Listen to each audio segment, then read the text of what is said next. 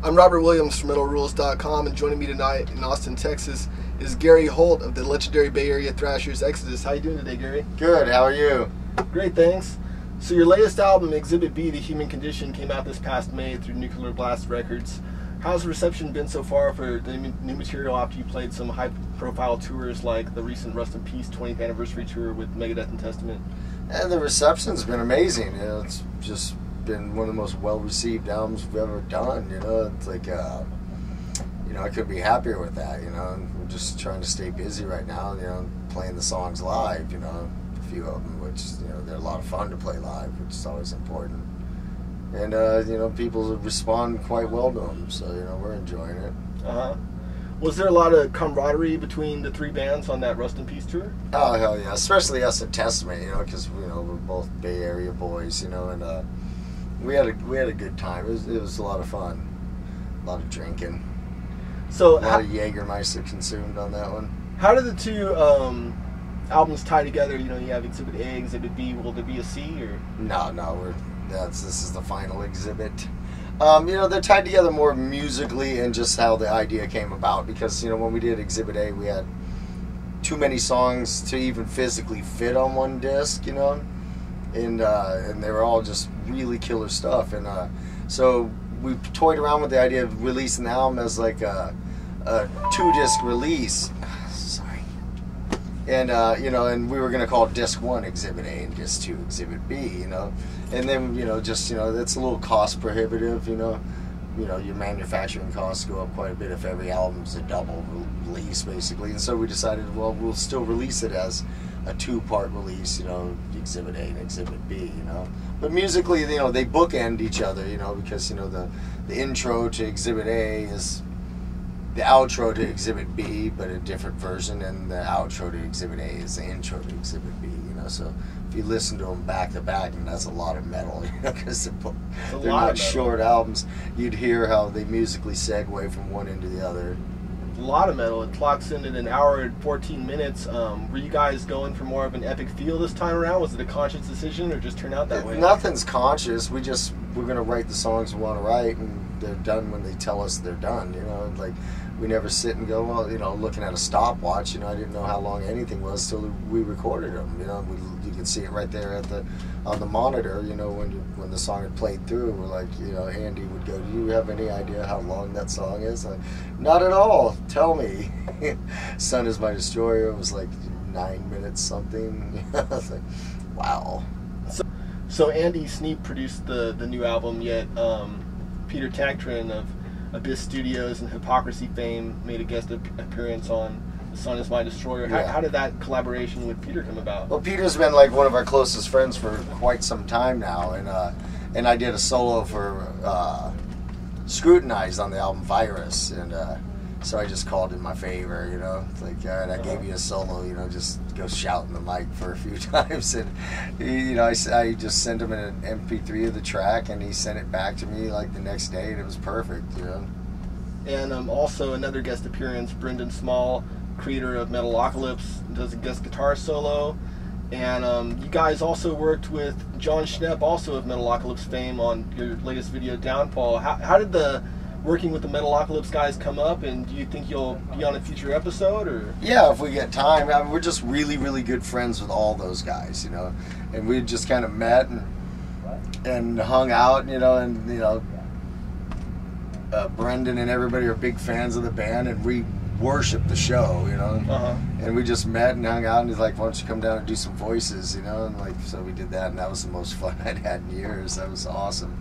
And then he's an insane guitar player. He's just so sick, and we asked him to do a solo, and the solo he did is just crazy bad. It's awesome, man. It's just shredding. Yeah, it's killer. It's nuts. I'm glad I don't ever have to try to play it live. Yeah, I can't do that shit. I'm a different sort of guitar player. So tell me about, you guys recently filled in for Kingdom of Sorrow at the August 14th San Bernardino Ozfest date. What was that experience like for you guys? Did you infiltrate a more mainstream audience, you think? It very much seemed like an Exodus audience to me. They were killing each other, We had by far the biggest pit of the day, It was awesome. So let's talk about the Let There Be Blood release, where you guys re-recorded the classic Bonded by Blood album and tribute to Paul Bailoff with your current lineup. What were you most concerned with when walking into that project? Was it the production value, the performances? I mean, re-recording such a revered album seems like quite a challenge. It was a little bit of everything. We just, people like some people, oh, it's too polished or whatever. It's like, man, we spent longer recording Bonded by Blood than we did this one. Really? Like someone asked me if how much one interview I did, they asked how much rehearsal time we put in on it, and I said none. Not a day. It's like, if I can't play Piranha in my sleep by now, I shouldn't be doing this. I should find another job, I don't have to practice and go into like rehearsals to play Bonded by Blood and Then There Were None or Exodus. Those songs are like part of our DNA. It's like, it's the easiest thing you could have had to do. It's not like we're doing a new album where you're writing something new and you have to like, get it mastered before you go in. We've got, decades of mastering these songs, Uh-huh.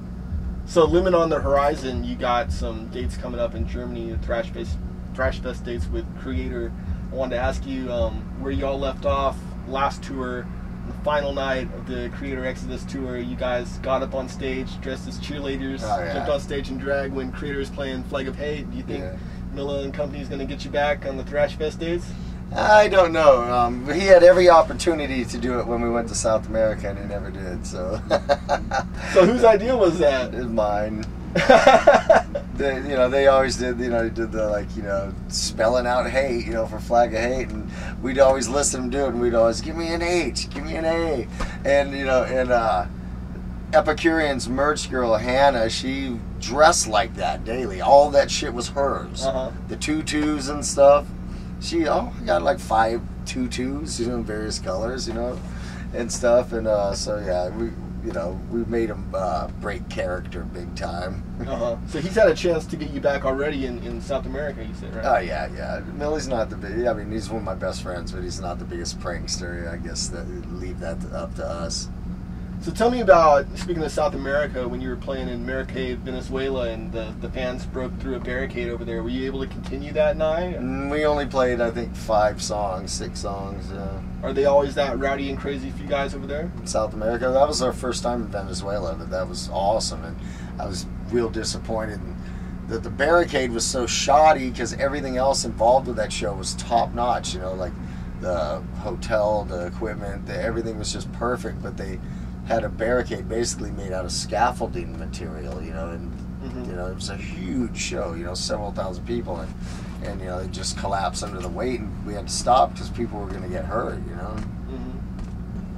So I was talking to a friend of mine, Thomas Christie, who webmasters for a couple bands, and mentioned to him I know Tom we were going to well. do the interview today, and he told me to ask you about the original headwalker, Toby Rage, who recently passed away. What are your memories of Toby Rage? Toby was as much a part of this band as any band member, really? In the Bonded by Blood era. He was one member of our small select group of friends we called the Slay Team.